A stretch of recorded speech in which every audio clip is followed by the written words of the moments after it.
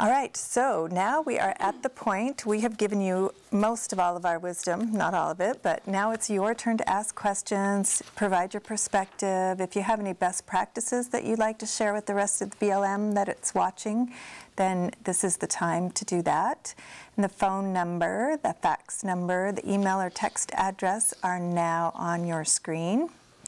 And as you're gathering your thoughts, because I know it always takes everybody to gather your thoughts and start buzzing in, then we'll start with a few questions or comments we got from you over the past couple of months. And to ensure that we don't lose you before the end of the broadcast, the panel will be revealing their top tips of successful contract management. So be sure to stay tuned till the very end. Okay, one of the comments, we got a question just a couple minutes ago, and this is from Casper, and I don't know if the comment came in before I talked about this or not, but the question is, regarding the administrative record, are there additional courses that focus specifically on the administrative record? And I mentioned that on our Knowledge Resource Center, the KRC, we do have a broadcast that we did about, I think maybe it was 2 years ago. It's 90 minutes, I think, and it's all about the project file and the administrative record. So what I do if I don't have it bookmarked is just Google BLM KRC administrative record, and you'll find it. Okay. Anybody else out there yet? It sounds like we have a call from Dave at the knock. Dave, are you there? Yeah, I'm here, and actually there's 3 questions here. Okay. The first question deals with, from the last broadcast, that a checklist for cores being completed and sent to the cores. It was promised during the previous broadcast. I just wanted to know what the status of that is, and I believe Cindy was the one to mention it. That's the first one. Second one is dealing with rejecting invoices.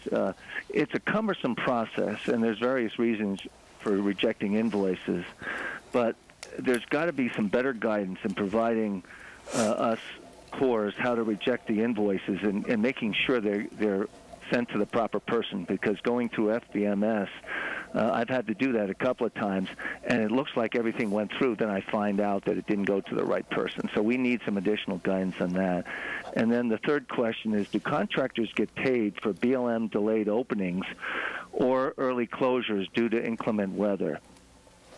Okay, I will, I'll take the first one. That, I think if you're talking about what I think you're talking about, Molly prepared a lot of lists and questions and that kind of thing that I thought would make a good checklist for cores. And so I think if this is what you're talking about, I was the one that promised it, and have I done it yet? No, not yet. But I'll get to it.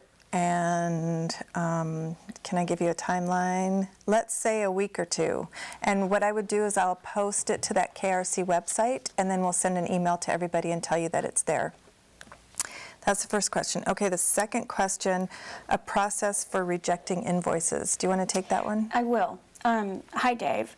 I know that it is cumbersome, and as we all know, that most everything that we don't do very often can be cumbersome, especially with FBMS. I'm not on that team. I know they're constantly trying to improve those scenarios. We do have a couple of experts around the knock, or what I call experts, that can help. One of my suggestions that I usually give to my core is to call the help desk, come over, let me see if I can work it out with you, and if you're long distance, to call me. So those are some of the things, but it is not a fun process. We're hoping to get a little bit better handle on that. The suggestions continually go to the FBMS team, so that's really the only answer I can give you right now. Okay, and then did you catch his third one about contractors getting paid for delayed stuff? It depends on what you've written into your scope and what's fair. You know, we're not there to put Mercedes in their driveway, but we're also not there to break their bank. So once again, it goes back to the relationship you've built with your contractor, what's fair. I mean, if it's a snow day, that's one thing, but if it's something that's outside of everyone's control, that may be a new negotiated thing. Okay, great.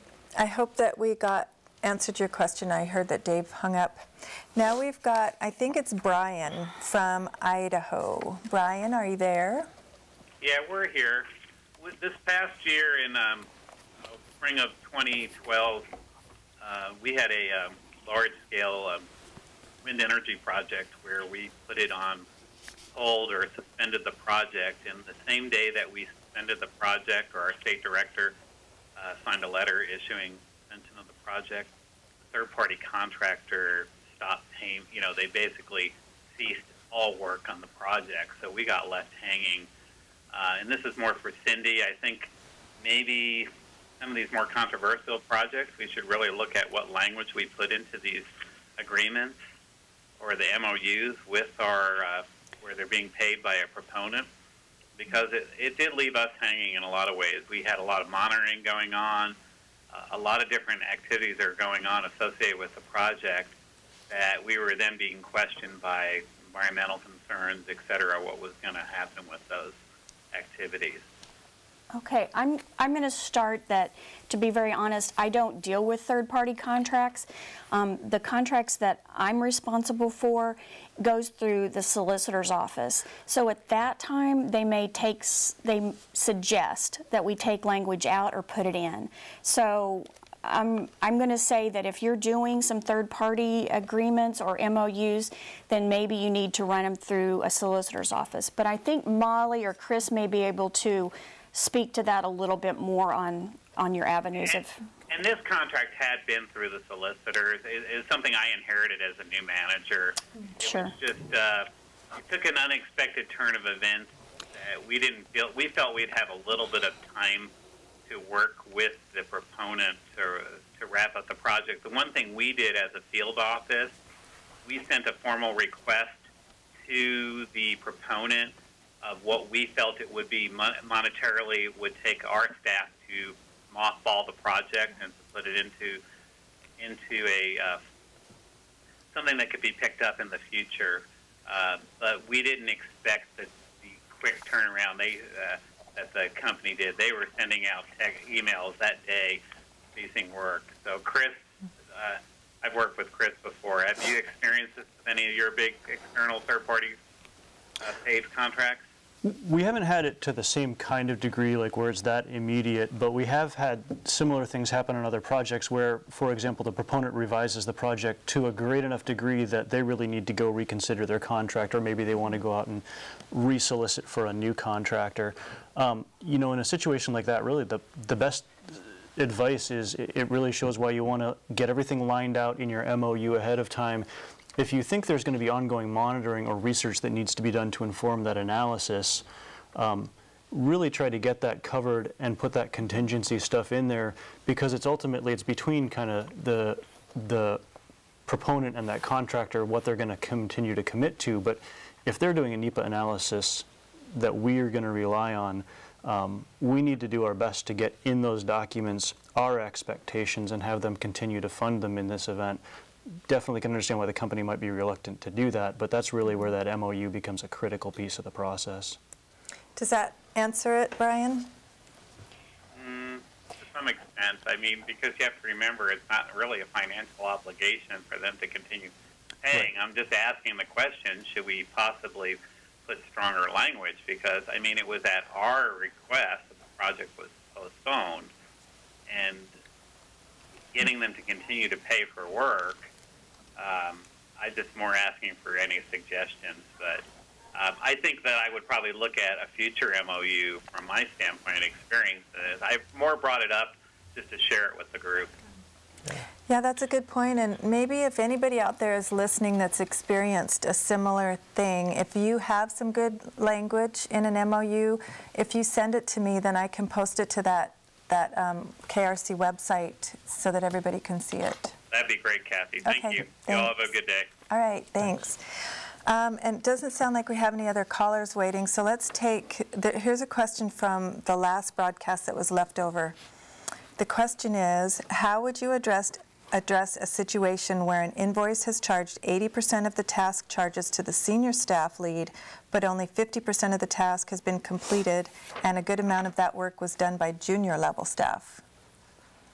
I can start the process and have the course jump in. One of the things is when you suspect that's happening is you contact your contracting officer right away, and then we go back and we review what resumes they've sent in. We go backwards and we really do kind of an investigation to find out what was going on. Are they sending things out on what we think should be senior scientists or biologists, and they're sending their interns? That's one of the things that we can do, and we can always reject that portion of the invoice, and then once the investigation comes up with the answers, then we're more than happy to have them resubmit, and we can pay them at that time. Did that help, Kathy? I think that, does anybody have anything to add to that? Or? Okay, here is another one. How about, how do you deal with a situation when there are personality conflicts between the BLM project manager or the staff and the contractor? Chris, do you want to? Sure. So I've had a situation like this on a contract before, and really there's no easy answer, but the best suggestion I can give is document everything. In that case, I asked both the contractor to send me an email or a description of what they thought was going on, the BLM project manager to do the same thing. And, whichever it appeared to me as the core was kind of causing a bigger challenge, I would just, if it felt like it was the contractor's project manager, I would raise that issue to the contracting officer. If it appeared maybe the personality issue was with the BLM project manager or BLM staff, raise that up to the authorized officer or that supervisor and see if it can be resolved that way. As a core, there's really not much you can do about that situation. There are always personality challenges in any project, but just try to get the right people involved and respond to it that way. Do you have anything to add? Okay, we got a text from Michelle in Las Vegas, and this one is to you, Cindy. So as a core responsible for reviewing invoices that are submitted via IPP, but the vendor's invoice requisition package is not attached in FBMS for the core review, is it okay to tell the vendor to send an e-copy of the invoice via email to the core when submitting through IPP? I'm going to say yes, just so there's not a delay in payment, because we do have the limited days to turn that around. I would go back to your contracting officer and let them know that that's going on, and possibly it's just an education point on the contractor that needs to be addressed. It's not a perfect system. We've been going for about 2 years, and it's getting better. So that would be one of my suggestions. But you can just make sure that what you're paying for matches what you've gotten. Okay, thanks.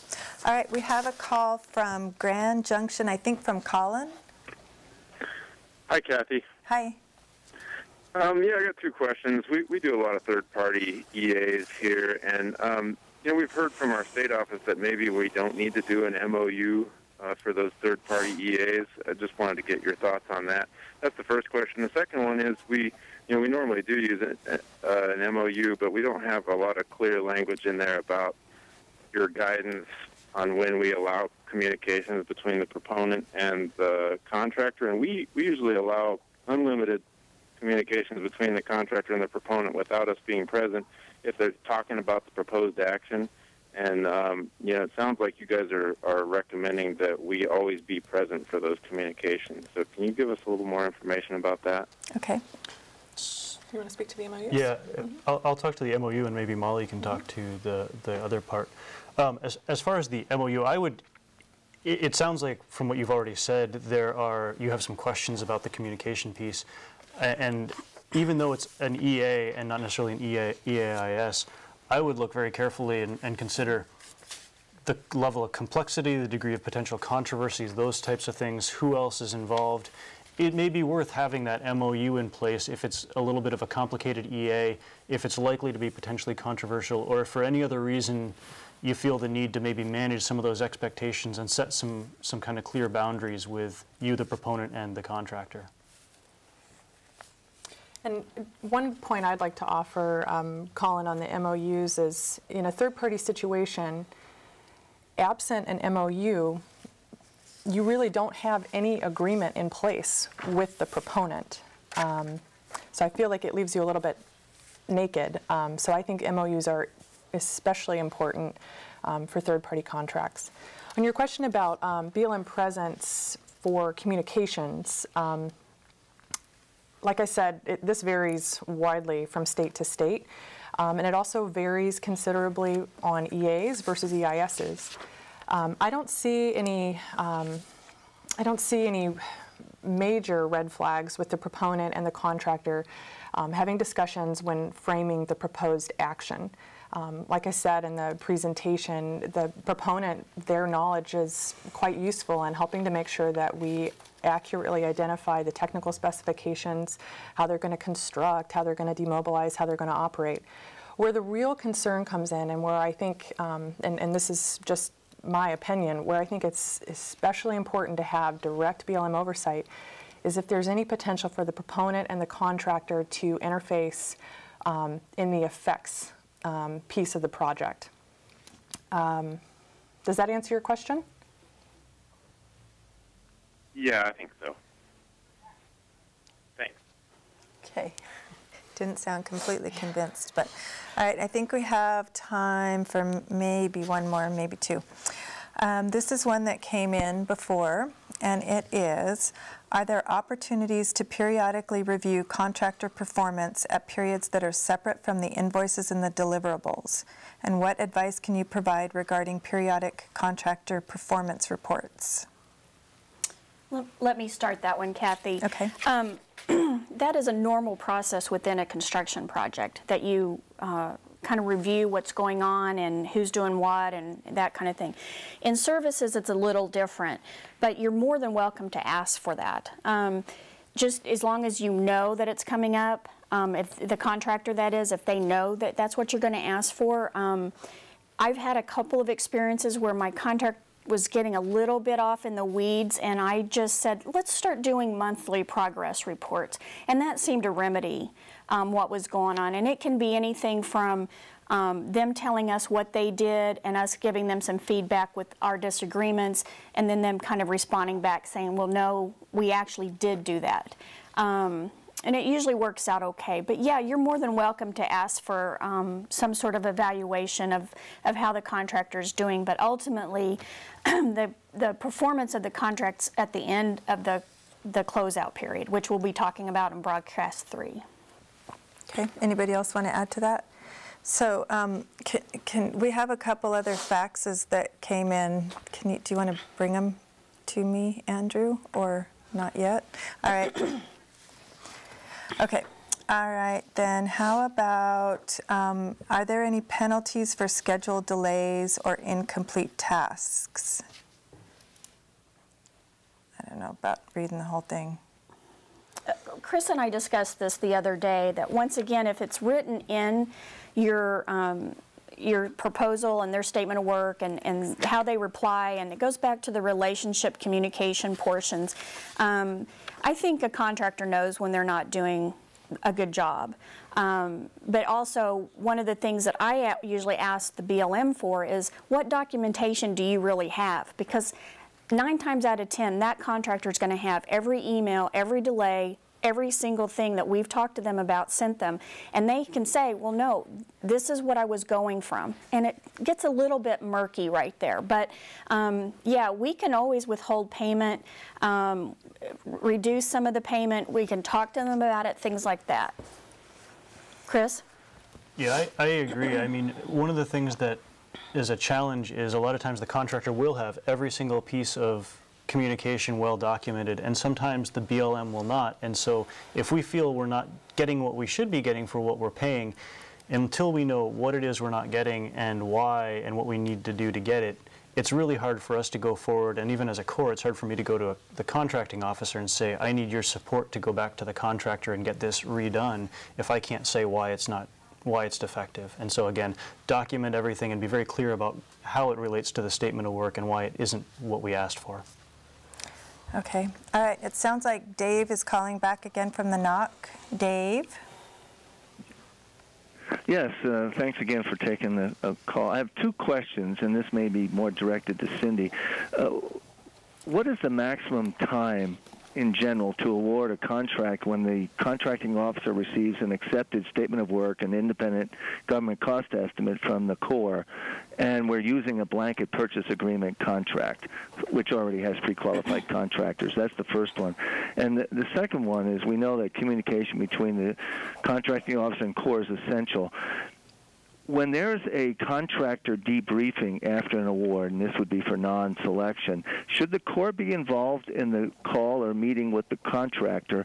And if not, should the Corps be aware of the results of a contractor debriefing, if not invited to participate by the contracting officer? Thank you. Dave, I'm going to take the last portion of that question, and then Kathy can regurgitate the first portion. Once again, it depends. I encourage and let my Corps know that if we don't select and have everything documented in our evaluation process, there's a whole bunch of things that can happen, then they're not usually positive. So they need to be prepared to assist me in the debriefing. But there's also methods of, if we're doing certain types of methods of contracting, that we're not required to do a debrief. I usually try it by myself to debrief one time. If it's a whole bunch of technical questions, then I usually have a conference call with that contractor, with the technical person right there with me. So once again, there's several factors that can go into how much we need to tell or have to tell the contractor that loses the bid. Then there's some other ways that we can work it in writing or verbally. So there's just a whole bunch of little things contractually that can play into that. The simple way is to be professional and communicate with every party. Okay, and I didn't quite catch his first question, and it sounds like he hung up. So we'll just... I can talk to that a little bit. Okay. I think he was asking about the timeline. Once again, you're looking at as a simple BPA award.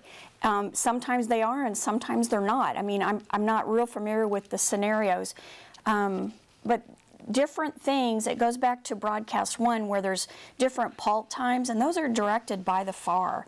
It also depends on my workload. I mean, no one's taking my workload while I'm out here, so I'm trying to do the best I can. So I'm trying not to sound like I'm covering for someone, but I don't know the specifics. Dave, since you're in our office, you're more than welcome to come talk to any of us at any time, and we could set up meetings with the branch chiefs or whoever you'd like to. So that's one of the ways to maybe answer some of your questions more specifically. Thanks. That's good. All right, and this is probably going to be the last one. This is a fax that we got from Price in Utah.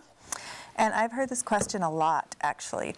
So the question is, for third-party EAs, can we set up a list of acceptable contractors, or better yet, a list of contractors who successfully completed projects in, say, this field office or this district or maybe this state?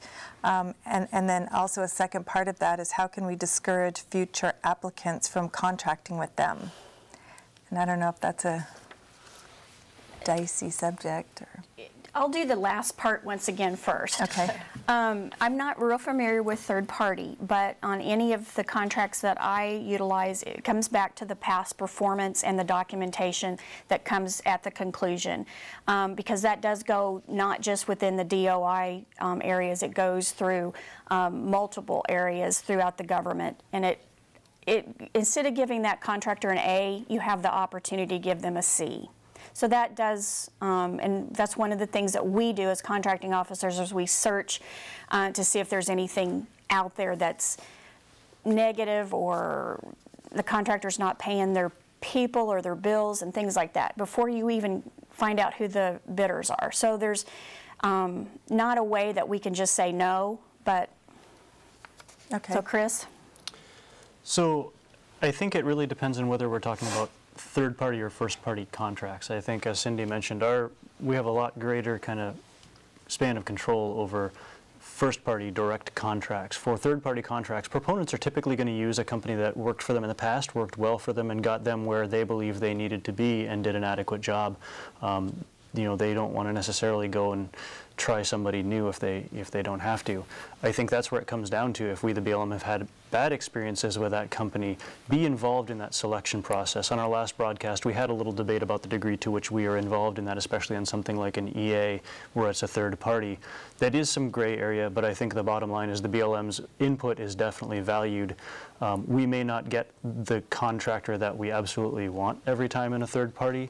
However, I think we also have some influence with the proponent to make sure we get one that does an adequate job, and we should pursue that input. It sounds like we're going to go a couple minutes over, so if you guys could hang in with us for till about 5 minutes after the hour. Another thing I wanted to add to this, I'm sure that the question is specifically for third-party contractors, because I've heard this discussion a lot, and I know in Farmington they have a certain process. I think they have a list of contractors, and they encourage people to pick, like rotate who they pick. If there's 10 contractors, they go one at a time. But I've heard other offices do it differently, and I'm not sure about the specifics, but this is a good question. Anyway, I don't know if we have any good answers for him. But it doesn't sound like, I think we've gotten all of our faxes, and so that is just about all the time we have, but you really do need to hang in with us because we have our tips coming up. So I want to thank everybody for your thoughtful input. It helps make this a more interactive session.